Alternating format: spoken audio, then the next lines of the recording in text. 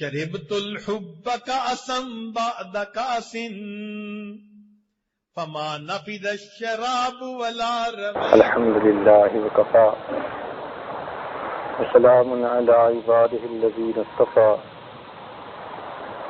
أما بعد، أعوذ بالله من الشيطان الرجيم. بسم الله الرحمن الرحيم. والذين جاهدوا فينا لنهدينهم سبلنا وإن الله لمع المحسنين. سبحان ربك رب العزة عما يصفون وسلام على المرسلين والحمد لله رب العالمين. اللهم صل على سيدنا محمد وعلى آل سيدنا محمد وبارك وسلم. اللهم صل على سيدنا محمد وعلى آل سيدنا محمد وبارك وسلم. اللهم صل على سيدنا محمد وعلى آل سيدنا محمد وبارك وسلم. والذين جاهدوا فينا لنهدينهم سبلنا. جو لوگ بھی ہماری خاطر مجاہدہ کریں گے ہم ان کے لیے اپنے تک آنے کی راہیں ضرور کھول دیں گے. مجاہدہ کہتے ہیں مشقت اٹھانا، شریعت کی نظر میں اپنے اعمال سنوارنے کے لیے نفس کے خلاف کام کرنا. اپنے اعمال سنوارنے کے لیے نفس کے خلاف کام کرنا، اس کو مجاہدہ کہتے ہیں. چنانچہ حدیث پاک میں فرمایا گیا المجاہد من جاہد نفسہ فی طاعت اللہ، کہ مجاہد وہ ہوتا ہے جو اللہ کے راستے میں اپنے نفس کے ساتھ مجاہدہ کرے. انسان کے جسم میں تین چیزیں اہم ہیں، ایک اس کا دل، دوسرا اس کا نفس اور تیسرا اس کا دماغ. دل انسان کے جذبات کا مقام ہے، محبت کا جذبہ، نفرت کا جذبہ، بہادری کا جذبہ، بزدلی کا جذبہ، خوشی کا جذبہ، غم کا جذبہ. یہ جذبات سارے کے سارے یہ قلب میں پیدا ہوتے ہیں. اور انسان کا نفس یہ خواہشات کا مقام ہے. خواہشیں اچھی ہوں یا بری وہ نفس میں جنم لیتی ہیں. اچھی خواہش تو یہ ہوئی میں اللہ کا ولی بن جاؤں، حافظ قرآن بن جاؤں، نیک بن جاؤں، یہ سب اچھی خواہشیں ہیں. بری خواہشیں انسان کی سب وہی ہیں جو شریعت کے خلاف ہیں. تو دل انسان کے جذبات کا مقام ہے، نفس انسان کی خواہشات کا مقام ہے. انسان کا دماغ یہ خیالات کا پروسیسر ہے. جیسے کمپیوٹر کے اندر میتھ کو پروسیسر ہوتا ہے کہ پروگرام میں کوئی ایکویشن سالو کرنی ہو تو پروسیسر سالو کر دیتا ہے. تو دماغ بھی پروسیسر کی مانند ہے. جیسے جذبات دل میں ہوں گے یا جیسی خواہشات نفس میں ہوں گی، دماغ ویسے ہی خیالات کو پروسیس کرتا رہے گا. اگر دل میں اللہ رب العزت کی محبت کا جذبہ ہے اور نفس کے اندر نیک خواہشات، نیک تمنائیں ہیں، تو دماغ میں ہر وقت نیکی کے خیالات رہیں، جس کو رجوع اللہ، توجہ اللہ کہتے ہیں. تو دماغ یوں سمجھ لیجئے اس معاملے میں دل کا تابع ہے. اس لیے قرآن مجید میں اللہ تعالیٰ فرماتے ہیں لَهُمْ قُلُوبٌ يَعْقِلُونَ بِهَا، اے کاش ان کے دل ہوتے انہیں عقل سکھاتے. تو عقل دل کے تابع ہے. ہمارے مشائخ دل کو بدل دیتے ہیں، پھر عقل کی سوچ خود بخود بدلتی ہے. آج کی اس محفل میں نفس سے متعلق کچھ باتیں عرض کرنی ہے. تو انسان کا نفس خواہشات کا مقام ہے، اور اس کی مثال چھوٹے بچے کی طرح سی ہے. جیسے چھوٹا بچہ کسی چیز کو دیکھ کر خوش ہو تو وہ ضد کرتا ہے کہ مجھے چاہیے. اس کو اس سے غرض نہیں ہوتی کہ یہ فائدے مند ہے یا نقصان دہ ہے. وہ تو انگارے کو دیکھے گا تو روئے گا کہ مجھے اسے ہاتھ میں لینا ہے. ماں منع کرے گی تو روئے گا، ضد کرے گا، ہنگامہ مچا دے گا. اس کو کیا پتا کہ یہ آگ اس کے لیے نقصان دہ ہے. تو چھوٹا بچہ جس طرح جس چیز کو دیکھتا ہے اس کی طلب کرتا ہے، نفس بھی اسی طرح جس چیز کی طرف متوجہ ہوتا ہے اس کو لینے کے لیے تڑپتا ہے. تو اس کی مثال ضدی بچے کی طرح ہے، اور اس کی تمنا یہ ہوتی ہے کہ اس کی ہر خواہش پوری ہو. ہر وقت اس کی تمنا یہی، میری خواہش پوری ہو. اور ایک اصولی بات سمجھیے، ضروریات پوری ہو سکتی ہیں، خواہشات پوری کبھی نہیں ہوتی. اس لیے کہ ضروریات کی حد ہوتی ہے، خواہشات کی کوئی حد نہیں ہوتی. تو خواہشات کی چونکہ حد ہی کوئی نہیں، اس لیے نفس کبھی مطمئن ہو ہی نہیں سکتا. ایک خواہش پوری کریں گے وہ دوسری خواہش کو جنم دے گی، دوسری خواہش پوری کریں گے وہ تیسری خواہش کو جنم دے گی. ہوس کوئی انتہا نہیں. جیسے نبی علیہ السلام نے ارشاد فرمایا کہ ایک آدمی کو سونے کا جنگل دے دیا جائے تو وہ ہوس کرے گا کہ ایک اور بھی ہوتا. وہ بھی دے دیا جائے تو تمنا کرے گا کہ پوری دنیا سونے کی بنی ہوتی. وہ بھی دے دیا جائے تو تمنا کرتا کہ اس کا بنانے والا بھی میں خود ہوتا. تو جیسے بچے کی ہر بات کو پورا نہیں کر سکتے، وہ ایک بادشاہ کے ہاں وزیر آیا اپنے بچے کو لے کر، تو بچہ رو رہا تھا. بادشاہ نے پوچھا کیوں رو رہا ہے؟ انہوں نے کہا جی یہ بس کچھ مطالبے کرتا ہے، باتیں کرتا ہے، تو اس کی ہر بات تو پوری نہیں کر سکتے. اس نے کہا کیوں نہیں کر سکتے؟ کہ بادشاہ سلامت بڑی مشکل ہے. اس نے کہا اچھا یہ مجھے جو کہتا ہے میں اس کی خواہش کو پورا کر دوں گا. بچے سے پوچھا کیا چاہتے ہو؟ اس نے کہا ہاتھی چاہتا ہوں. تو بادشاہ نے ہاتھی منگوا لیا. تو بادشاہ تھا. اللہ تعالیٰ کی شان کہ جہاں بیٹھے تھے وہاں کہیں سوئی پڑی ہوئی تھی فرش کے اوپر، تو بچے کی نظر اس پر جا پڑی. تو بچے نے اس کو اٹھا لیا اور ہاتھی کی طرف توجہ کرنے کے بجائے وہ سوئی دیکھنے لگ گیا. تھوڑی دیر میں رونے لگا. اس کے باپ نے پوچھا بیٹا کیا چاہتے ہو؟ تو اس نے سوئی کے سوراخ کی طرف اشارہ کیا، کہتے ہاتھی کو اس میں سے گزارو. جس طرح بچے کی ہر خواہش پوری نہیں ہو سکتی، اسی طرح نفس کی بھی ہر چاہت پوری نہیں ہو سکتی. تو اس لیے اللہ رب العزت نے دنیا میں مومن کو کہا کہ تم صبر سے وقت گزار لو، مجاہدے سے وقت گزار لو. اس دنیا میں رہتے ہوئے تم میری چاہتوں کو پوری کرو. نتیجہ کیا نکلے گا کہ جنت میں پھر میں تمہاری چاہتوں کو پورا کرتا ہوں. اس لیے انسان کی خواہشات کے پورے ہونے کی جگہ اس کا نام جنت ہے. اللہ تعالیٰ ارشاد فرماتے ہیں وَلَكُمْ فِيهَا مَا تَشْتَهِي أَنفُسُكُمْ وَلَكُمْ فِيهَا مَا تَدَّعُونَ. جو انسان کا نفس چاہے گا جنت میں ہر اس چیز کو اللہ تعالیٰ پورا فرماتا ہے. اب یہ دھوکہ لگ جاتا ہے کہ غافل انسان اسی دنیا میں ہر خواہش پوری کرنا چاہتا ہے، اور اسی کا نام دھوکہ. خواہش پوری کرنے کی جگہ بنی ہے لیکن ابھی وہاں پہنچے نہیں.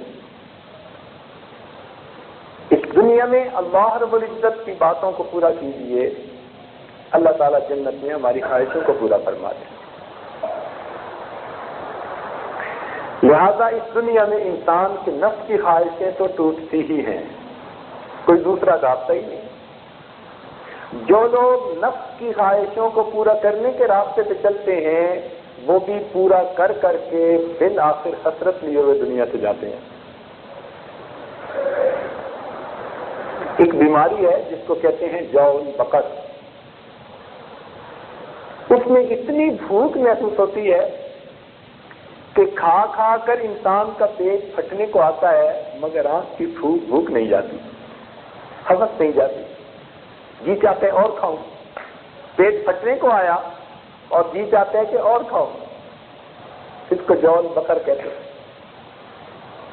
جیسے ایک شاعر صاحب کھانے پینے کے ذرا شوقین تھے، تو جب دسترخوان سے سب کھا پی کے پیٹ بھر لیتے اور بیوی ان کی آتی سامان اٹھانے کے لیے تو کہتے گو ہاتھ میں جنبش نہیں آنکھوں میں تو دم ہے.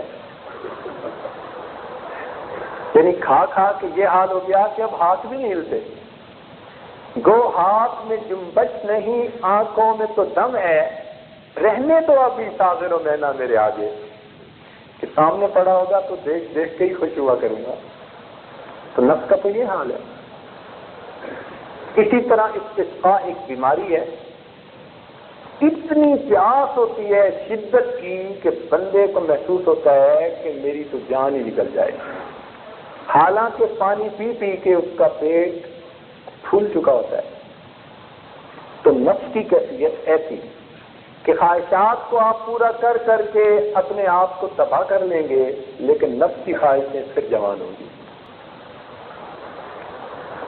یہ وہ ہوس ہے جو کبھی ختم نہیں ہوا کرتی، یہ وہ پیاس ہے جو کبھی نہیں بجھا کرتی. تو اس کی انتہا یہی کہ انسان ان خواہشات کو قابو کرے، اپنے نفس کو لگام پہنائے شریعت کی، ہر کام شریعت و سنت کے مطابق کرنے کی کوشش کرے. انسان کا نفس جو ہے یوں سمجھیے اس کو گناہوں کی چاٹ لگی ہوئی ہے، تو اب ہر وقت یہ گناہ کے لیے تیار، من مانی کے لیے تیار. اور یہ شیطان سے بھی زیادہ برا. یہ بھی ایک بات درمیان میں عرض کرتا چلوں کہ یہ شیطان سے بھی زیادہ برا، اس لیے کہ شیطان کو شیطان کس نے بنایا؟ جب وہ شیطان ابھی سجدے کا حکم اس کو نہیں ملا تھا تو اس وقت تو عزازیل اس کا نام تھا، طاؤس الملائکہ اس کو کہا جاتا تھا. جگہ جگہ پر اس نے اللہ کے حضور سجدے کیے تھے. اس وقت تو شیطان نہیں تھا کوئی. تو عزازیل کو شیطان کس نے بنایا؟ اس کے نفس نے بنایا. تو نفس ایسا برا جو عزازیل کو بھی شیطان بنا ڈالتا ہے، یہ اس سے بھی زیادہ برا.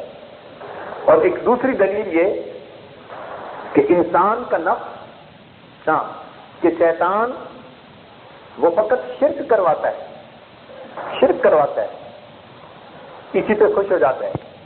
لیکن نفس وہ کہتا ہے نہیں، مجھے شریک گوارا نہیں. شیطان کسی کو الجھائے گا تو زیادہ سے زیادہ اس سے شرک کی باتیں کروائے گا. اور نفس جب بہکاتا ہے یہ اپنا شریک بھی پسند نہیں کرتا. انسان کہہ اٹھتا ہے انا ربکم الاعلی، میں ہوں سب سے بڑا پروردگار. تو یہ کوئی شریک بھی پسند نہیں کرتا، یہ کہتا ہے وحدہ لا شریک بس میں ہی ہوں. تو یہ نفس اس لیے شیطان سے بھی زیادہ برا. اسی لیے قرآن مجید میں جہاں نفس شیطان کی مکاریوں کا تذکرہ کیا وہاں ضعیف کا لفظ استعمال ہوا. قرآن عظیم الشان فرمایا ان قید الشیطان کان ضعیفا، کہ شیطان کی تدبیریں اس کے مکر وہ کمزور ہوتے ہیں. لیکن جب انسان کے نفس اور اس کی مکاریوں کا تذکرہ ہوا اللہ تعالیٰ فرماتے ہیں ان کیدکن عظیم، تمہاری مکاریاں تو بہت بڑی ہیں. تو انسانی نفس کی مکاریوں کے لیے عظیم کا لفظ استعمال ہوا، شیطان کی مکاریوں کے لیے ضعیف کا لفظ استعمال ہوا. معلوم ہوا جب تک نفس انسان کا شیطان کا تعاون نہ کرے شیطان انسان پر غالب کبھی نہیں آ سکتا. اور اصول کی بات ہے کہ باہر کے دشمن ہوتے ہیں، کچھ اندر کے دشمن ہوتے ہیں. اور گھر کا بھیدی لنکا چھائے مثل مشہور ہے. اندر کا دشمن ہمیشہ خطرناک، اور یہ نفس ہمارے اندر کا دشمن اور شیطان ہمارا باہر کا دشمن.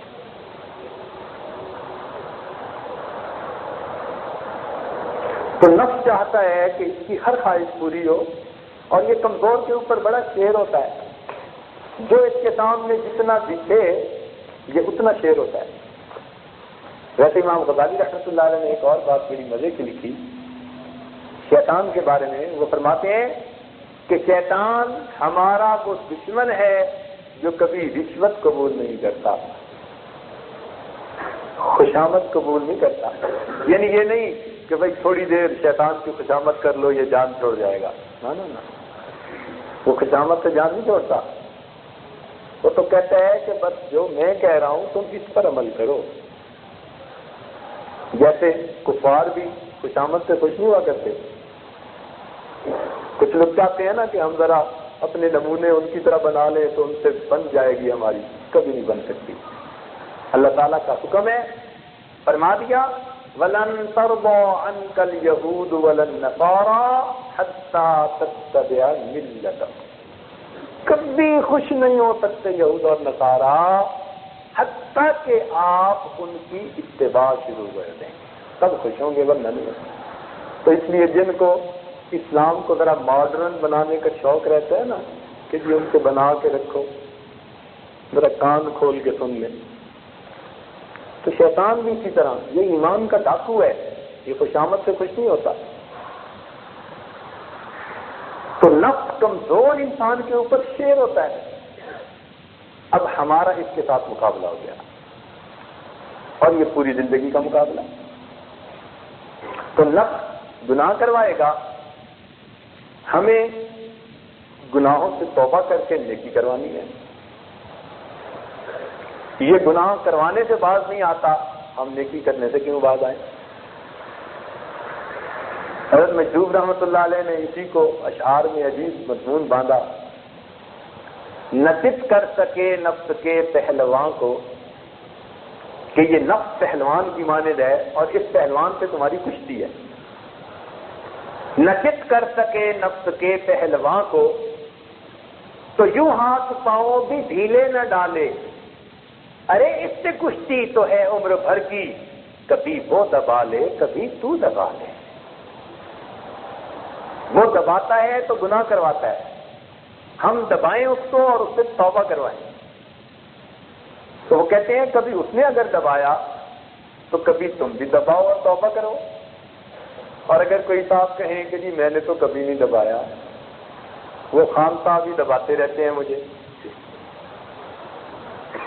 میں مسکین ہی دبتا رہتا ہوں، تو اس کا بھی حضرت نے جواب دے دیا.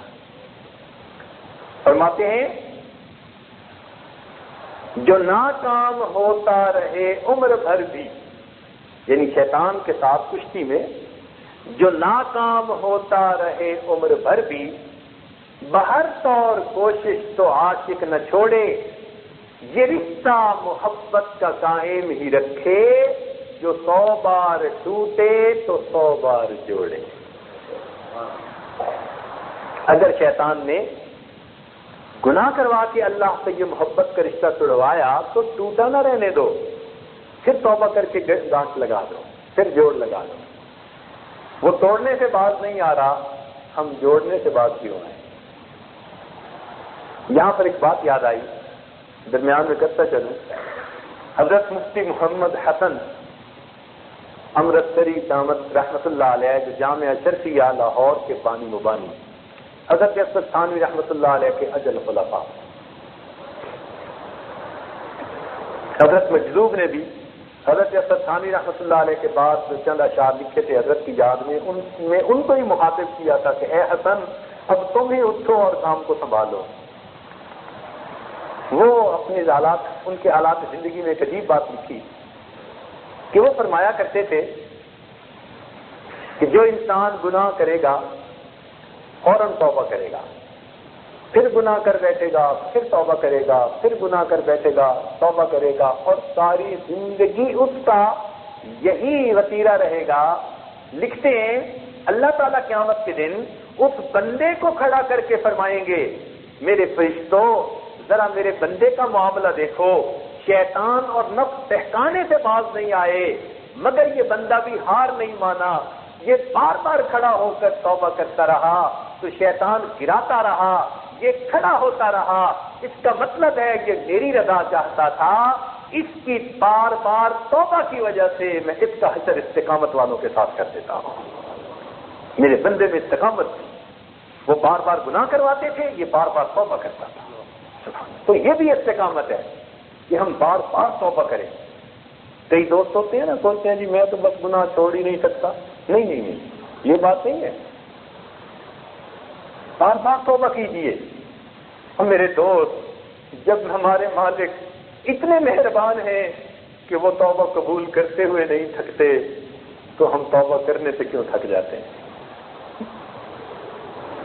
جب وہ توبہ قبول کرنے سے تنگ نہیں پڑتے، انہوں نے کوئی حد نہیں کی کہ 3 دفعہ کے بعد 4تھی دفعہ نہیں کر سکتے، تو جب پروردگار قبول کرنے کے لیے تیار ہیں تو ہم کیوں نہ توبہ کر کے اپنے مالک کو خوش کریں؟ تو نفس کمزور انسان کے اوپر بہت شیر ہے. آج کل کے اکثر گناہ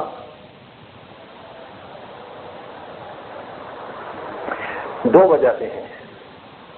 حضرت اکبر ثانی رحمۃ اللہ علیہ نے سبحان اللہ 2 لفظوں میں بات سمیٹ کی.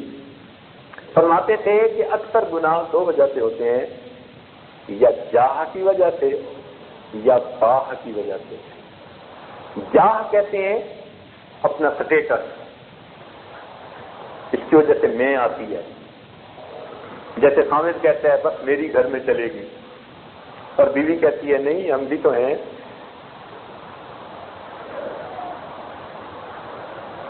تو یہ جاہ کا معاملہ ہوتا ہے، اور ساری زندگی لڑتے رہتے ہیں. جسم اتنا قریب اور دل ایک دوسرے سے اتنا دور، نفرتیں بھری ہوتی ہیں. تو یہ جاہ کا معاملہ ہوتا ہے کہ میری چلے، جو میں کہوں بس وہ. اور باہ کہتے ہیں انسان کی قوت نفسانیہ کو، شہوانیہ کو، وہ باہ کہلاتا ہے. تو فرماتے تھے کہ 2 گناہ یا جاہ کی وجہ سے یا باہ کی وجہ سے. اب جاہ کے حصول کی خاطر بندہ پیسے کماتا ہے، پیسے ہوں، اور اس میں جائز ناجائز نہیں دیکھتا، حرام حلال کا خیال نہیں کرتا، بس مال ہونا چاہیے.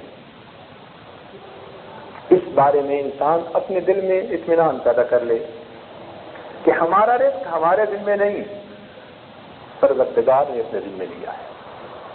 فرماتے ہیں وَإِن مِّن شَيْءٍ إِلَّا عِندَنَا خَزَائِنُهُ، جو کوئی بھی چیز ہے اس کے ہمارے پاس خزانے ہیں. وَمَا نُنَزِّلُهُ إِلَّا بِقَدْرٍ مَّعْلُومٍ، ہم ایک معلوم اندازے کے مطابق اتارتے ہیں. اپنے ذمہ لے لیا. فرمایا نحن قسمنا بینہم معیشتہم، ہم نے ان کے درمیان ان کی جو معیشت تھی اس کو تقسیم کیا. وما من دابۃ فی الارض الا علی اللہ رزقها، جو بھی زمین میں جاندار ہے اس کا رزق اللہ کے ذمہ. تو جس چیز کا رزق اللہ نے ذمہ لیا سارا دن ہم اس کے لیے فکر مند رہتے ہیں، اور جس کی ذمہ داری ہم پر چھوڑی کہ شریعت پر عمل کرو اس بارے میں فکر نہیں ہوتی. یہ بات دلوں میں بٹھا لیجیے کہ جو پروردگار حضرت موسیٰ علیہ السلام کی امت کو 40 سال تک من و سلوہ کھلا سکتے ہیں، کیا وہ پروردگار ہمیں وقت کی روٹی نہیں عطا فرما سکتے؟ جو بی بی مریم کو بے موسم کے پھل عطا کر سکتے ہیں، کیا ہماری بہو بیٹیوں کو وقت کے موسم کے پھل نہیں عطا کر سکتے؟ تو رزق کے معاملے میں اللہ کے اوپر توکل کیجیے، اسباب میں ہاتھ ڈالیے مگر شریعت و سنت کے مطابق. نتائج اللہ کے اختیار ہے، اور جو ملے اس کے اوپر راضی رہیے. حدیث پاک میں آتا ہے جو بندہ دنیا میں اپنے اللہ سے تھوڑے رزق پر راضی ہو جائے گا، اللہ تعالیٰ قیامت کے دن اس کے تھوڑے عملوں پہ راضی ہو جائیں گے. تو اس کی پریشانی کیا؟ بس کام کرنا ہمارا اختیار ہے، نتائج اللہ رب العزت کے اختیار میں. اور دوسری چیز باہ کے گناہ. یہ گناہ آج کے دور میں بہت عام ہے، اور اس کا تعلق ہوس کے ساتھ. یہ نہیں ہے کہ انسان کے بال سفید ہو جائیں گے تو اس گناہ سے جان چھوٹ جائے گی. نا جیسے کنوارے سوچتے ہیں کہ شادی ہو گئی تو نگاہ پاک ہو جائے گی، ان کو کیا پتا کہ شادی شدہ کی نگاہیں اور زیادہ خراب ہوتی. الا ماشاء اللہ. سوچتے ہیں اچھا بوڑھے ہو کے اس گناہ سے جان چھوٹ جائے گی، تو ذرا بوڑھوں کے دل کی حالت پوچھیں کہ ان کے دل کی حسرتیں کیا ہوتی ہیں، ان کی نگاہیں کتنی میلی ہوتی ہیں۔ اس کا تعلق دل کے ساتھ ہے۔ دل میں سکون آ جائے تو انسان کی اس گناہ سے جان چھوٹ جاتی ہے، اور اس کا طریقہ یہ کہ انسان نکاح کے ذریعے اس گناہ سے بچے اور نکاح کے بعد مطمئن زندگی گزارے، اپنے دل کو سمجھائے کہ بھئی میری ضرورت پورا ہونے کے لیے اللہ نے سبب بنا دیے، اب مجھے ادھر ادھر میلہ دیکھنے کی کیا ضرورت ہے؟ کوئی پتلا ہے، کوئی موٹا ہے، کوئی نیلا ہے، کوئی پیلا ہے، ہمیں کیا غرض ہے؟ جب دل کو بار بار یہ سمجھایا کہ میں دوسروں سے بے غرض ہو جاؤں، تو پھر آپ کو احساس نہیں ہوگا کہ آپ کی ادھر ادھر سے کون گزر رہا ہے۔ جو گزرے آپ کو کیا اس سے غرض ہے، جو بھی ہے آپ سے اس کا تعلق نہیں ہے۔ تو اس کا تعلق اپنے دل کے ساتھ زیادہ ہے۔ بار بار اپنے دل کو سمجھائیں کہ بھئی ادھر ادھر دیکھنے سے سوائے میرے نام اعمال میں کبیرہ گناہوں کے لکھے جانے کے اور مجھے کیا ملتا ہے؟ حسرت نایاب۔ آ کر گزر گئے نمونے اور ہم نے فقط دیکھ کر اپنے نام اعمال میں گناہ درج کروا لی، تو کیا ملا؟ تو اس کو اپنے دل کو سمجھانے کی ضرورت ہے۔ جب دل نے سمجھ لیا تو پھر انسان کی حوث کی نگاہیں ختم ہو جاتی ہیں، طبیعت میں سکون آ جاتا ہے، عبادت میں لذت مل جاتی ہے، اور سکون زندگی مل جاتی ہے۔ ایک بات ثقیل سی ہے لیکن ذرا سمجھنے کی کوشش کر لیجئے گا۔ ہمارے سلسلہ عالیہ کے ایک بزرگ تھے، حضرت خواجہ عزیزان علی رامیتنی رحمۃ اللہ علیہ۔ ان سے کسی نے پوچھا کہ حضرت انسان بالغ کب ہوتا ہے؟ کھلی کھلی بات ہے تو اس لیے پہلے عرض کر دیا۔ تو پوچھا کہ حضرت انسان بالغ کب ہوتا ہے؟ انہوں نے فرمایا شریعت کا یا طریقت کا؟ کہنے لگا حضرت دونوں بتا دیجیے۔ عجیب بات کہی، فرمانے لگے شریعت کا بالغ تب ہوتا ہے جب اس سے منی نکلے، اور طریقت کا بالغ تب ہوتا ہے جب وہ منی سے نکل جائے۔ شریعت کا بالغ وہ ہوتا ہے اس سے منی نکلے، اور طریقت کا بالغ تب ہوتا ہے جب وہ منی سے نکل جائے۔ کیا مطلب؟ اس سے متعلقہ گناہوں سے جب جان چھوٹ جائے اب یہ بندہ طریقت کا بالغ ہو گیا ہے۔ تو اس لیے ہم تو طریقت کے نابالغ ہی ہیں۔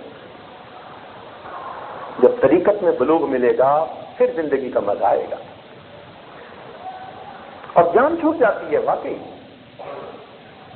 دل کو اللہ تعالیٰ ایسا سکون دے دیتے ہیں کہ پھر زلف فتنہ گر انسان کو دم خر نظر آتی ہے، گدھے کی دم کی طرح نظر آتی ہے، نہیں توجہ اٹھتی اس کی طرف، اللہ تعالیٰ کی ایسی حفاظت آ جاتی ہے۔ تو اس کا تعلق حوث کے ساتھ ہے۔ اپنے دل میں سکون پیدا کریے، سمجھائیے نفس کو۔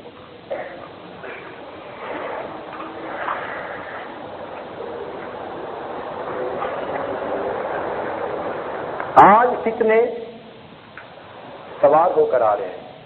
پہلے زمانے میں فتنے پیدل آیا کرتے تھے، آج کا دور ذرا نیا دور ہے، سائنسی دور ہے، تو فتنے بھی سوار ہو کے آ رہے ہیں، تیزی کے ساتھ آ رہے ہیں۔ اور آج کا سب سے بڑا فتنہ پتہ ہے کیا؟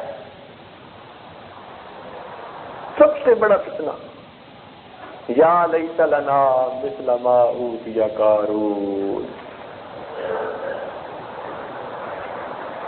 سب سے بڑا فتنہ، ہائے ہمارے پاس اتنا ہوتا جتنا قارون کو ملا تھا۔ ہر دن کی یہی حسرت۔ دنیا ایسا دل لبھاتی ہے بندے کا کہ بس بڑھتا ہی چلا جاتا ہے۔ اس لیے محبت دنیا ایک ایسا گناہ ہے کہ اس سے ہم میں سے اکثر لوگ توبہ ہی نہیں کرتے۔ آپ بتائیے کتنے لوگ ہیں جو بیٹھ کے اس گناہ پر روئیں، اللہ میں اب تک دنیا سے محبت کرتا رہا، میرے اس گناہ کو معاف کر دیجیے۔ ہم دنیا کی محبت کے گناہ سے توبہ ہی نہیں کرتے۔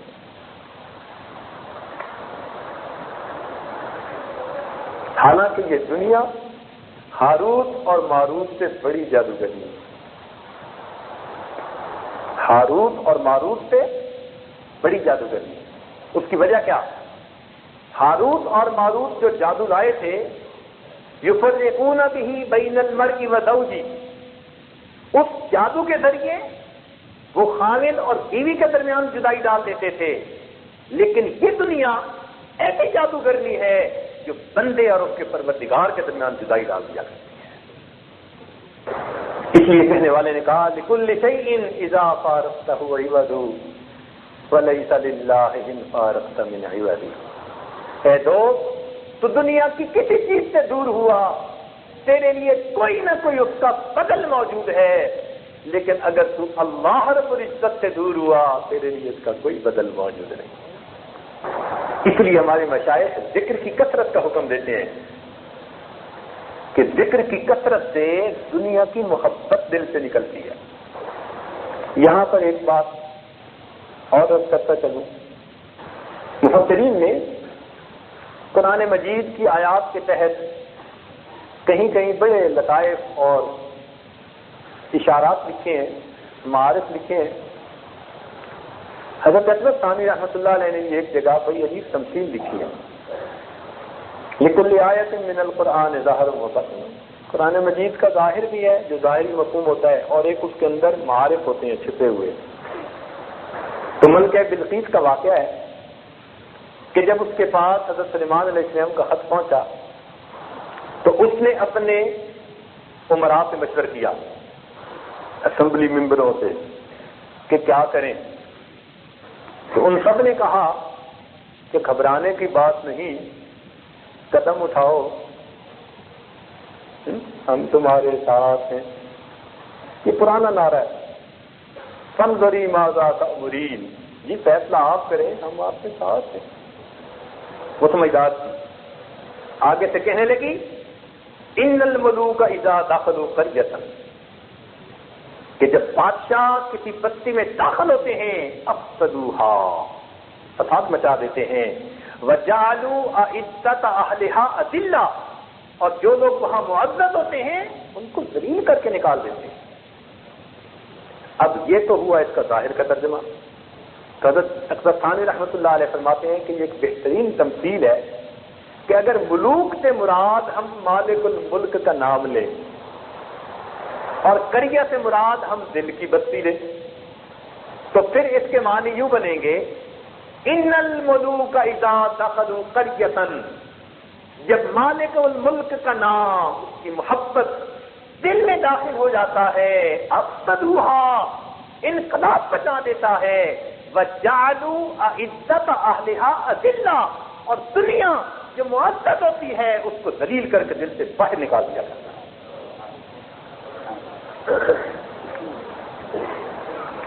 اس لیے ہمارے مشائخ ذکر اللہ کی کثرت کا حکم دیتے ہیں. تو آج کا بڑا فتنہ دنیا کی محبت. دنیا فقط مال نہیں ہوتی، ہر وہ چیز جو انسان کو اللہ رب العزت سے غافل کر دے اس کا نام دنیا ہے. ہر وہ چیز، آسان الفاظ میں، ہر وہ چیز، مال ہے، انسان ہے، عہدہ ہے، کاروبار ہے، اولاد ہے، بیوی ہے، دوست ہے، کوئی بھی ہے، کسے باشد، ہر وہ چیز جو انسان کو اللہ رب العزت سے غافل کر دے اس کا نام دنیا ہے. اور ہمیں ہر اس چیز سے توبہ کرنی ہے، اس سے اپنے آپ کو کاٹنا ہے، پیچھے ہٹانا ہے. ہمارے مشائخ سبحان اللہ، حضرت سالم بن عبداللہ، یہ 3 کزن تھے، یعنی 3 بہنیں تھیں، تینوں کو اللہ نے بیٹے دیے. ایک کے بیٹے کا نام تھا قاسم بن محمد بن ابو بکر صدیق. یہ ہمارے سلطان نقشبندیہ کے مشائخ میں سے ہوئے اور فقہائے 7 مدینہ میں ان کا شمار ہوتا تھا. اللہ نے ان کو وہ مقام دیا تھا کہ عمر بن عبدالعزیز رحمۃ اللہ علیہ سے پوچھا گیا کہ آپ کی نظر میں اس وقت خلافت کا مستحق کون ہے، تو انہوں نے قاسم بن محمد بن ابو بکر صدیق کا نام پیش کیا تھا. اللہ تعالیٰ نے ایسی زندگی دی تھی. ایک امام زین العابدین رحمۃ اللہ علیہ، علی بن حسین، اور تیسرے سالم بن عبداللہ ابن عمر رضی اللہ تعالیٰ. یعنی ایک حضرت علی رضی اللہ عنہ کی اولاد میں سے، ایک حضرت عمر رضی اللہ عنہ کی اولاد میں سے، اور ایک حضرت ابوبکر صدیق کی اولاد میں سے. تو تینوں خالہ زاد بھائی تھے، تینوں کو اللہ نے بڑا مقام دیا. تو ان میں سے سالم بن عبداللہ، ان کا یہ واقعہ ہے، طواف کر رہے تھے اور وقت کا حکمران بھی پہنچ گیا. اب طواف کے بعد اس نے سلام کیا، ملاقات کی اور کہنے لگا جی آپ کو کوئی ضرورت ہے تو مجھ سے مانگیے، آپ کو کوئی ضرورت ہے تو مجھ سے مانگیے. آپ نے بیت اللہ شریف کی طرف اشارہ کر کے کہا کہ وہ خدا کے بندے کچھ اللہ کا خوف کر، اس گھر میں آ کے بھی میں نے تجھ سے مانگنا ہے. اب اس کی بڑی سبکی ہوئی، لوگوں کے سامنے اسے شرمندگی ہوئی، لیکن ان کی گردنوں میں سریا ہوتا ہے تو یہ ہار جلدی نہیں مانتے. اب طواف تو کرتا رہا لیکن تاک میں رہا کہ یہ باہر کب نکلتے ہیں.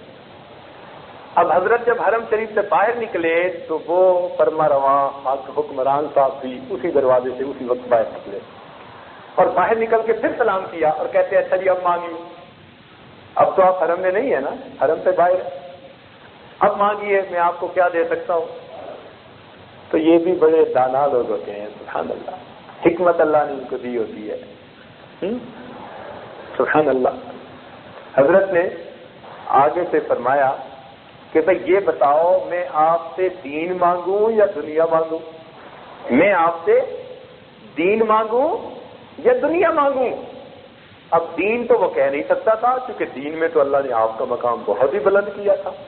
تو لا محالہ کہنے لگا جی آپ دنیا مانگیے.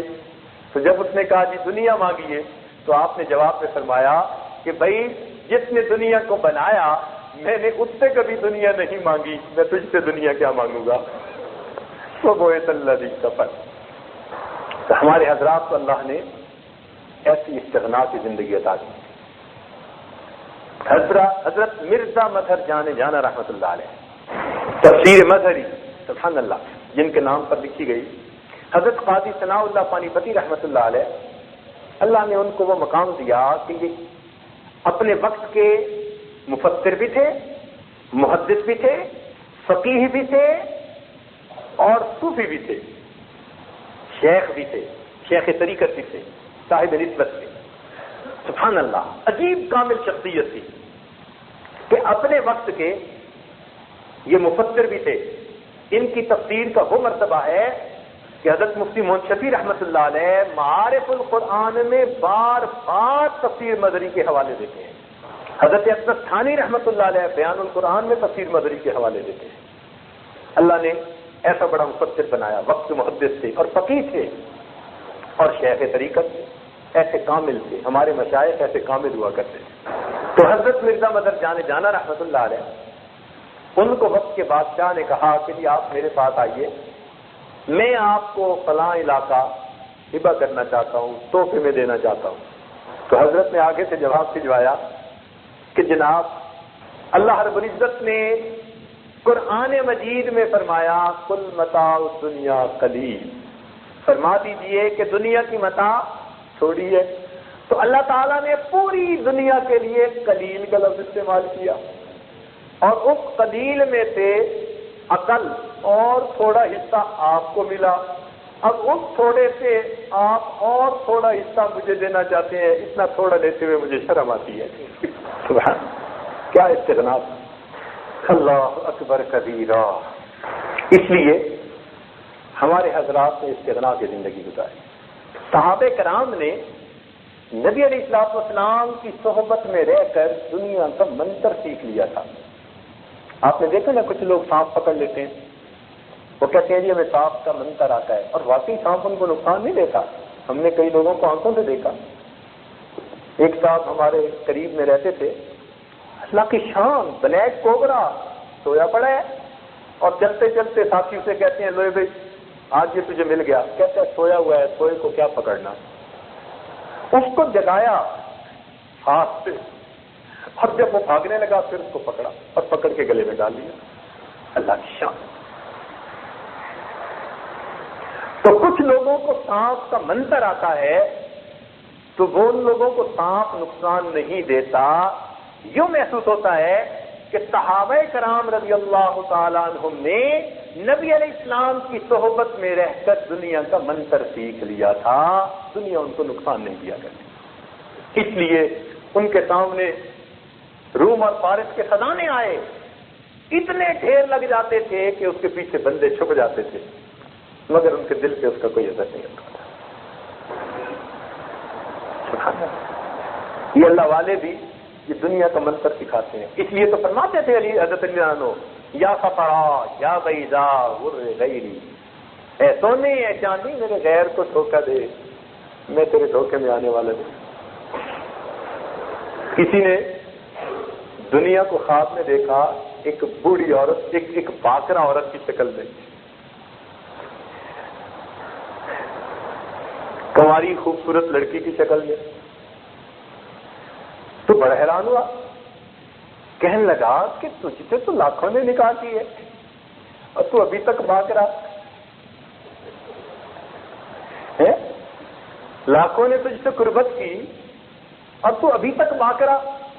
کہنے لگے کیا کروں، جنہوں نے نکاح کیے وہ مرد نہ نکلے اور جو مرد تھے انہوں نے منہ نہ لگایا۔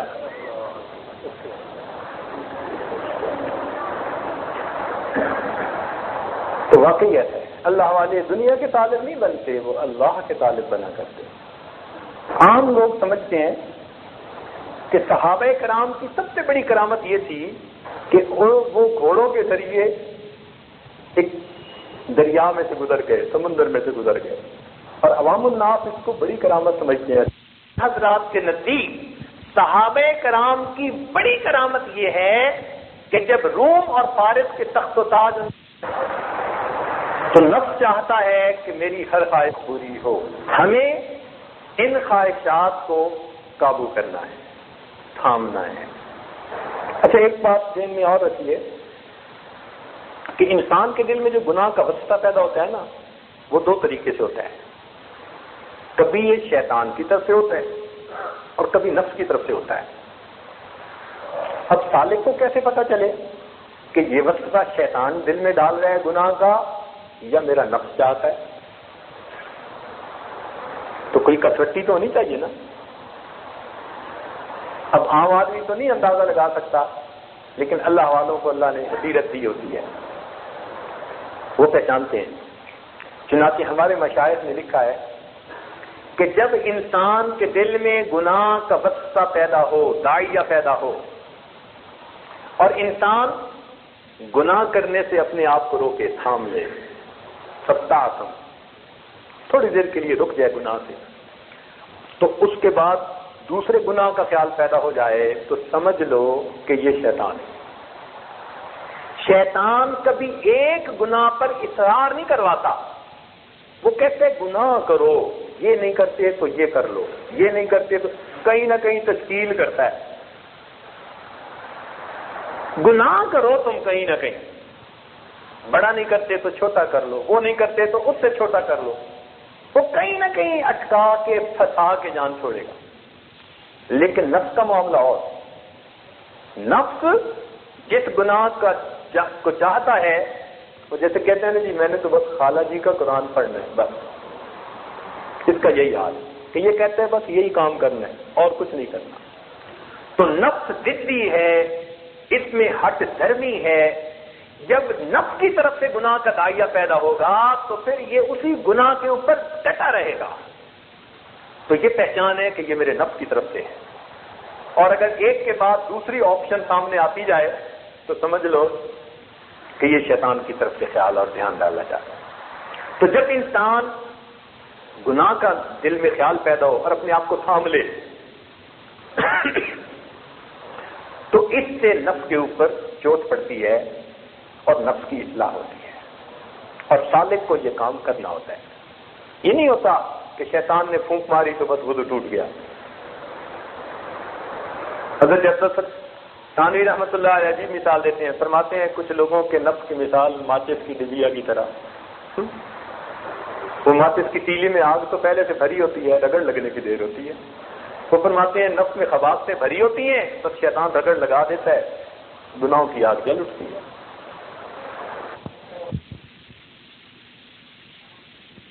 میں تھام لینا ہے، اور اپنے آپ کو کہنا ہے کہ خواہشات پوری کرنے کی یہ دنیا جگہ نہیں، خواہشات پوری کرنے کی جگہ جنت ہے، آخرت ہے۔ اس تھام لینے کا دوسرا نام مجاہدہ ہے، اور اللہ رب العزت کے ہاں اس کی بڑی قدر ہے، بڑی قدر ہے۔ جو انسان گناہوں کے وسطے پیدا ہونے پر اپنے آپ کو تھام لیتا ہے، اللہ رب العزت کی رحمت سے اس بندے کو تھام لیا کرتی ہے۔ یہاں پر ایک بات ذہن میں رکھیے کہ جب خواہش ٹوٹتی ہے نا تو نفس تو دل ملاتا ہے، مگر اللہ تعالیٰ بڑے خوش ہوتے ہیں۔ لوگ کہتے ہیں نا جی دل ٹوٹا، تو تحقیق کی بات تو کرتے نہیں، نفس کی خواہش ٹوٹی اور جواب میں کہتے ہیں جی دل ٹوٹا۔ دل کہاں ٹوٹ رہا ہے؟ تاہم چلو دل ہی ٹوٹا تھا ہی، تو اللہ تعالیٰ کو یہ ٹوٹا دل ہی پسند ہے، سمجھے؟ تو بچا بچا کے نہ رکھ اسے، تیرا آئینہ ہے وہ آئینہ کہ شکستہ ہو تو عزیز تر ہے نگاہ آئینہ ساز میں۔ جب ٹوٹتا ہے دل نا تو پھر اللہ کو زیادہ پیار آتا ہے، زیادہ پیار آتا ہے۔ اس لیے فرمایا انا عند منکسرۃ القلوب، مجھے ڈھونڈنا ہو تو ٹوٹے دلوں میں ڈھونڈو، دکھی دل، ٹوٹے دل، ان میں اللہ تعالیٰ بستے ہیں۔ ایک بزرگ تھے، ان کی ایریا بھی بہت نیک تھی، تقیہ نقیہ پاک صاف زندگی گزارنے والی خاتون تھی۔ ان کو نبی علیہ الصلوۃ والسلام کی زیارت کا بڑا شوق رہتا تھا، چنانچہ بڑے وظائف کرتی۔ ایک دن اپنے خاوند سے کہنے لگی کہ اتنی عمر گزر گئی وظائف کرتے ہوئے، لیکن مجھے نبی علیہ السلام کی زیارت نہیں ہوئی، ہزاروں مرتبہ میں ایک ایک دن میں درود شریف پڑھتی ہوں، تو آپ ہی کوئی طریقہ بتا دیجئے کہ مجھے زیارت ہو جائے۔ وہ کہنے لگے اچھا میں بتاؤں گا، بہت اچھی بات، لیکن طریقہ یہ ہے کہ تم ذرا آج دلہن کی طرح تیار ہو جاؤ، ذرا نہاؤ، بنا سنوارو، اچھے کپڑے دلہن والے پہنو، تو دلہن کی طرح بن کے بیٹھو تو تمہیں طریقہ بتا دیں گے۔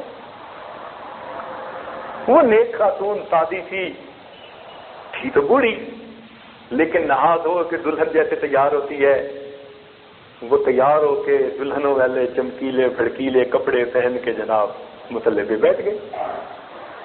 اب یہ بزرگ جو تھے یہ اس کے بھائی کے پاس پہنچ گئے اور بھائی کو جا کے کہا کہ دیکھو یہ میری عمر ہے اور یہ تمہاری بہن کی عمر ہے، مگر آ کے ذرا اس کا حال دیکھو۔ اب وہ بھائی جو گھر آئے تو انہوں نے دیکھا کہ بوڑھی اماں وہ مصلی پہ بیٹھی مگر دلہنوں کی طرح، کیا سرخی کاجل کیا کیا، اور اوپر کے چمکیلے بھڑکیلے کپڑے۔ تو بھائی ہوتا ہے تو اس کو تو بڑی حیرت آئی، اس نے سخت ڈانٹا، شرم نہیں آتی، حیا نہیں آتی، اپنی عمر نہیں دیکھتی، اتنا ڈانٹا۔ جو بلا وجہ ڈانٹ کی تو وہ اللہ کی بندی تو روئی، بھائی چلا گیا۔ اب اس کو تو نہیں پتا تھا حقیقت حال کیا ہے، یہ خاموشی سے بیٹھے اپنا اللہ اللہ کرتے رہے۔ اب وہیں بیٹھے بیٹھے رو رو کے طبیعت ہلکان ہوئی تو اس کی آنکھ لگ گئی۔ جب آنکھ لگی تو خواب میں اس کو نبی علیہ الصلوۃ والسلام کی زیارت نصیب ہو گئی۔ محبوب نے تسلی دے دی کہ تو آج افسردہ بہت ہے، تو روز میرے پاس تحفے بھیجتی ہے، تیرے تحفے مجھے ملتے ہیں۔ تو خوشی سے آنکھ کھلی، اب وہ غم ختم ہو گیا۔ خوشی خوشی خاوند کو بتایا، کہا کہ دیکھیں آپ نے تو ابھی مجھے طریقہ بتایا ہی نہیں اور اللہ تعالیٰ نے پہلے ہی مجھے زیارت کروا دی۔ وہ کہنے لگے کہ یہ میرا ہی ہیلا کام آیا۔ وہ پوچھنے لگی کہ یہ کیسے کام آیا؟ فرمانے لگے کہ اتنی نیک ہو، اتنے وظائف کرتی ہو کہ میں تمہاری زندگی میں گناہ نہیں دیکھتا، اس کے باوجود جب تمہیں زیارت نہ ہوئی تو میں سمجھا کہ زیارت تب ہوگی جب کسی بات سے دل ٹوٹے گا۔ اب اور تو کوئی طریقہ تھا نہیں، تو میں نے یہی سوچا کہ اب تم ذرا بن سنور کے بیٹھو تو تمہیں بھائی سے ڈانٹ پلواؤں گا، ذرا دل ٹوٹے گا اور دل کے ٹوٹنے پر پھر اللہ تعالیٰ آپ پر رحمت فرما دے گا۔ تو جب دل ٹوٹتا ہے نا، خواہش ٹوٹتی ہے، تو پھر اللہ تعالیٰ خوش ہوتے ہیں، بندے پہ پیار آتے ہیں اللہ تعالیٰ کو۔ تو اس لیے خواہش کے ٹوٹنے پہ گھبرایا نہ کریں، خوش ہوا کریں کہ الحمدللہ اللہ تعالیٰ خوش ہوں گے۔ اچھا، یہاں پر دو باتیں اچھی طرح ذہن نشین کر لیجیے۔ ایک بات تو یہ، ہمارے مشائخ نے لکھا ہے کہ جس انسان نے شریعت و سنت کو سامنے رکھتے ہوئے اپنی خواہش کو توڑا، جس انسان نے شریعت و سنت کو سامنے رکھتے ہوئے اپنی خواہش کو توڑا، اللہ تعالی ہر خواہش کے ٹوٹنے پر اس کو جنت میں ایک مرتبہ دیدار عطا فرمائیں گے، ہر خواہش کے بدلے۔ جو بھی خواہش ٹوٹی اللہ کے لیے، ہر خواہش ٹوٹنے کے بدلے اللہ رب العزت جنت میں اس کو اپنا دیدار عطا فرمائے۔ سبحان اللہ۔ اور دوسری بات کہ جب خواہش ٹوٹتی ہے نا، وہ قبولیت دعا کا وقت ہوتا ہے۔ آج لوگ اسم اعظم کے بارے میں پوچھتے ہیں، اسم اعظم کی مانند قبولیت دعا کا واقعہ کا وقت ہوتا ہے، یعنی جب انسان پر گناہ کا غلبہ ہو، طبیعت کے اندر گناہ کرنے کا خواہش موجود ہو، اور بندہ اس گناہ کی خواہش کو دبا جائے اللہ کے حکم کو سامنے رکھتے ہوئے، جب یہ اس کو دبا جائے گا، یہ وقت اس بندے کے لیے قبولیت دعا کا وقت ہوگا۔ اس وقت میں دعا مانگا کریں۔ میرے دوستو، یہ آزمودہ نسخہ ہے، ہمارے مشائخ نے بھی آزمایا اور ہم جیسے گناہ گاروں نے بھی آزمایا۔ وقت کی بات ہے۔ لوگ کہتے ہیں جی دعائیں قبول نہیں ہوتی، کیوں نہیں قبول ہوتی؟ اللہ والے ایسے مواقع پہ دعائیں مانگتے ہیں، وہ موقع کی تلاش انتظار میں رہتے ہیں۔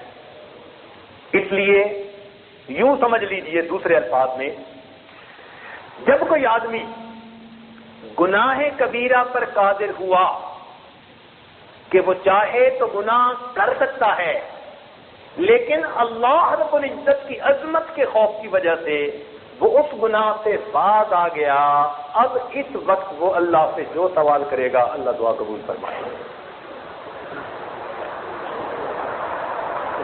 تو ہمارے زندگی میں روز واقعات ایسے پیش آتے ہیں، کبھی جی چاہتا ہے ادھر دیکھو یہ نمونہ، ادھر دیکھو یہ نمونہ، کتنے نمونے دیکھیں گے؟ تو اس وقت اپنے آپ کو سمجھایا کریں، نگاہوں کو قابو کیا کریں اور اپنے رب سے مانگا کریں۔ وہ قبولیت دعا کا وقت ہوتا ہے، اللہ سے اللہ کو مانگا کریں، پھر دیکھیے سلوک کتنا تیزی سے طے ہوتا ہے۔ ہم یہ چاہتے ہیں کہ ہم ادھر ادھر بھی دیکھتے پھریں اور سلوک بھی طے ہو جائے، ان خیالت تو محالت تو جنو، ایسا نہیں ہوتا، یہ کبھی نہیں ہو سکتا۔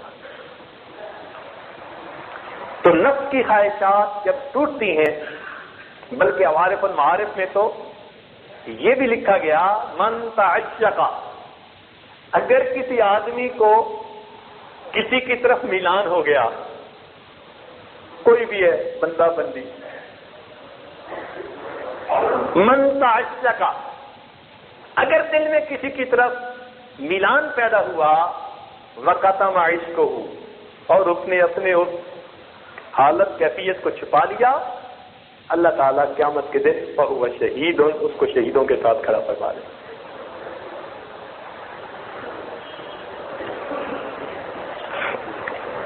تو نفس کی خواہشات توڑنی ہے اور اس پر گھبرانا نہیں، خوش ہونا ہے کہ اچھا ہوا ٹوٹی ہیں اس کی خواہشیں، اور ان کو قابو کرنا ہے، اس کو لگام دینی ہے شریعت و سنت کی۔ اب یہ نفس کی خواہشات کو توڑنا تب آسان ہوتا ہے جب انسان کے دل میں اللہ تعالیٰ کی محبت ہو۔ اب محبت تلخہا شیریں شود، محبت کی وجہ سے پھر جو تلخ چیزیں ہوتی ہیں نا وہ بھی شیریں بن جاتی ہیں۔ جس کو مہینے کے بعد تنخواہ ملنے کی امید ہوتی ہے وہ ساری رات جاگ کے گزار لیتا ہے، تو جس کو اللہ کی ملاقات کا یقین ہوتا ہے وہ تہجد میں اس طرح آسانی سے گزار لیتا ہے۔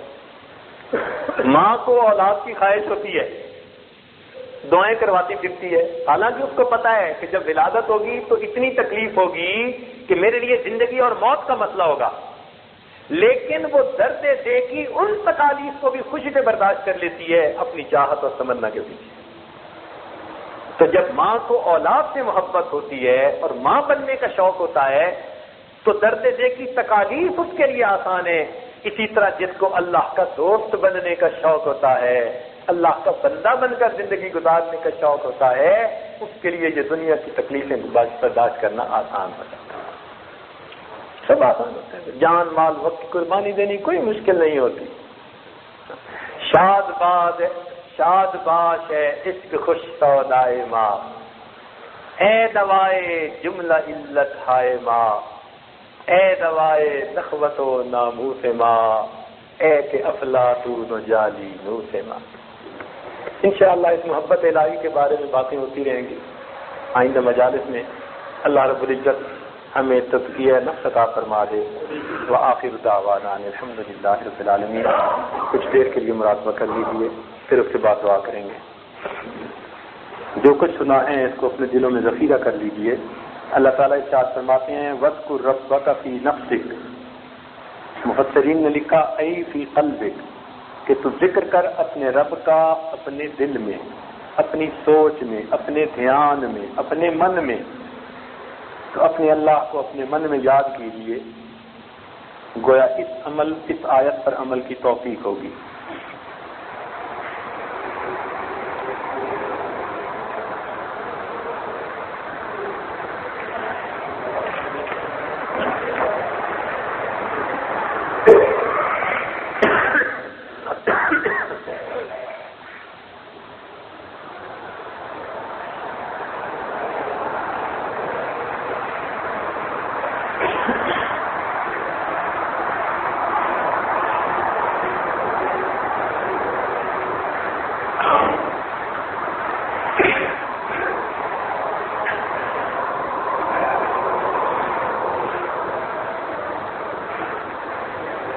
اپنے من میں ڈوب کر پا جا سراغ زندگی،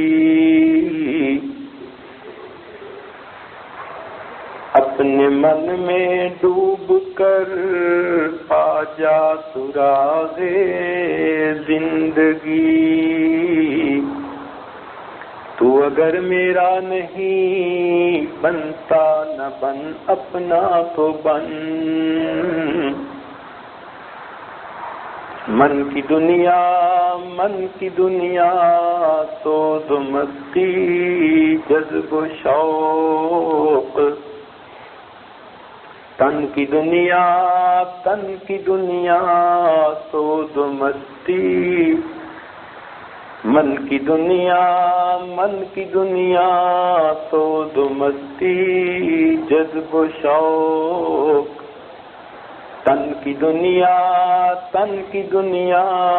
سود و سودا مکر و فن، من کی دولت ہاتھ آتی ہے تو پھر جاتی نہیں، تن کی دولت چھاؤں ہے آتا ہے دھن جاتا ہے دھن، پانی پانی کر گئی مجھ کو قلندر کی یہ بات، تو جھکا جب غیر کے آگے نہ تن تیرا نہ من، تو جھکا جب نفس کے آگے نہ تن تیرا نہ من۔ لا الہ الا اللہ۔ دعا کیجیے سبحان ربی الوہاب۔ اللہم صلی علی سیدنا محمد وعلی آل سیدنا محمد وبارک وسلم۔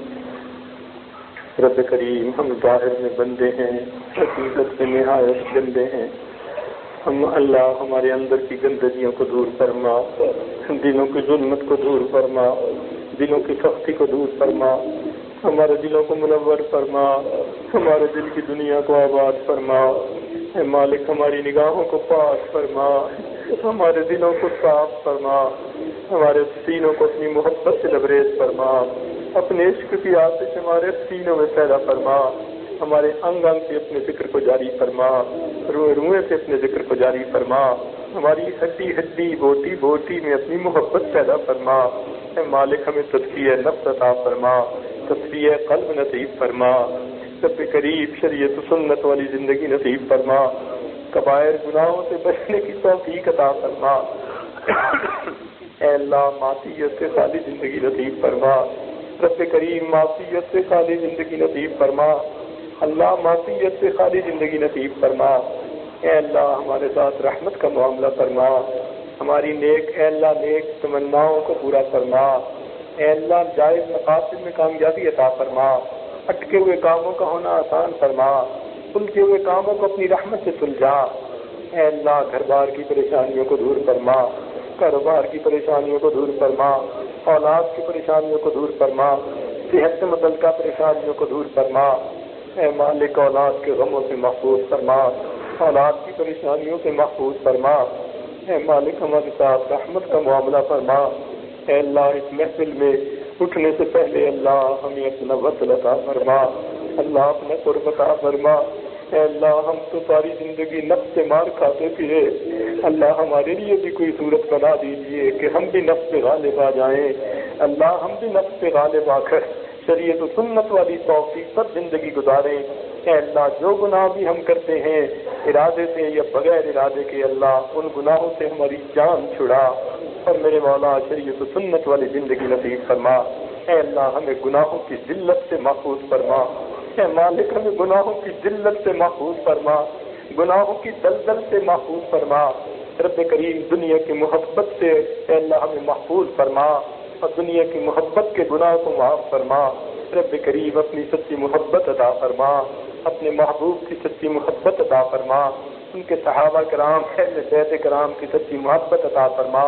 اللہ اپنے پیارے اولیاء کرام کی سچی محبت عطا فرما، دنیا آخرت میں ان کے قدموں میں جگہ نصیب فرما۔ اے اللہ ہمارے روزوں کو قبول فرما، اللہ ہماری نمازوں کو قبول فرما۔ رب کریم ہمیں شریعت و سنت کے مطابق زندگی گزارنے کی توفیق عطا فرما۔ اے مالک دنیا کے سامنے ہم جو مرضی بنتے پھریں، آپ کے سامنے تو جھوٹ نہیں بول سکتے، آپ تو دلوں کے بھید جانتے ہیں۔ میرے مولا ہمارا حال بہت پتلا ہے، رب کریم رحمت فرما دیجیے۔ ہم کب تک بے ذوق نمازیں پڑھتے پھریں گے، بے سرور سجدے کرتے پھریں گے؟ رب کریم مارے باندھے ہم دین پر عمل کرتے پھریں گے؟ اللہ ہمارے دلوں کو دین پر عمل کا سکون عطا فرما۔ اے اللہ ہمارے ساتھ رحمت کا معاملہ فرما، اے اللہ ہماری زندگی کو دین کی محنت کے لیے قبول فرما۔ اے اللہ ہماری اصلاح فرما اور ہمیں صحیح معنوں میں انسان بنا۔ جتنی باطنی بیماریاں ہیں، حسد، تکبر، عجب، کینہ، شہوت، سب کو ہم سے دور فرما اور ہمیں اخلاق محمدی کا نمونہ نصیب فرما۔ اے اللہ ہمیں اخلاق محمدی کا نمونہ نصیب فرما۔ رب کریم دوست احباب نے جن دعاؤں کے لیے کہا ہے یا کہنا چاہتے تھے کہہ نہیں سکے، اللہ ان سب کی نیک حاجات کو پورا فرما۔ اے اللہ دوست احباب دور دور سے اس جگہ پر چند دن گزارنے کے لیے آئے، اللہ دلوں میں جو نیک تمنا لے کر آئے ان کے چل کے آنے کو قبول فرما اور ان کو نیک مقاصد میں کامیابی عطا فرما۔ رب کریم ہماری ان دعاؤں کو اپنی رحمت سے قبول فرما۔ اللہ دنیا میں جہاں جہاں دین کی محنت ہو رہی ہے، اے اللہ جماعت کی شکل میں، مدارس کی شکل میں، اللہ سب محنتوں کو قبول فرما اور اس کے بدلے دین کی ہواؤں کو چلا۔ اللہ اسلام کے خلاف جو سازشیں ہو رہی ہیں، اللہ ان سازشوں کو ختم فرما، امت مسلمہ کو عزت رفتہ رفیع فرما۔ دنیا میں جہاں جہاں مسلمان پریشان ہیں، سب کی پریشانیوں کو دور فرما۔ رب کریم ہماری ان دعاؤں کو اپنی رحمت سے قبول فرما۔ اے مالک آپ سے نبی صلی اللہ علیہ وسلم نے جو خیریں مانگی وہ سب خیریں ہمیں بھی نصیب فرما، جن شرور سے پناہ مانگی ہمیں بھی پناہ عطا فرما۔ اے اللہ ہمیں استغنا والی زندگی نصیب فرما۔ رب کریم جب آپ نے ہمارے سروں کو غیر کے سامنے جھکنے سے روک لیا تو اللہ ہمارے ہاتھوں کو بھی غیر کے سامنے پھیلنے سے محفوظ فرما۔ رب کریم اپنے غیبی خزانوں سے عطا فرما۔ اے مالک ہمارے ساتھ رحمت والا معاملہ فرما۔ رب کریم ہم ناپ تول کے قابل نہیں ہیں، بہت کمزور ہیں، رب کریم مہربانی فرما دیجئے، ہماری مدد فرمائیے، اللہ ہماری کمزوریوں کو قوتوں میں بدل دیجیے. ربنا تقبل منا انك انت السميع العليم تب علينا انك انت التواب الرحيم. صلى الله تعالى على حبيبه سيدنا محمد وآله وأصحابه.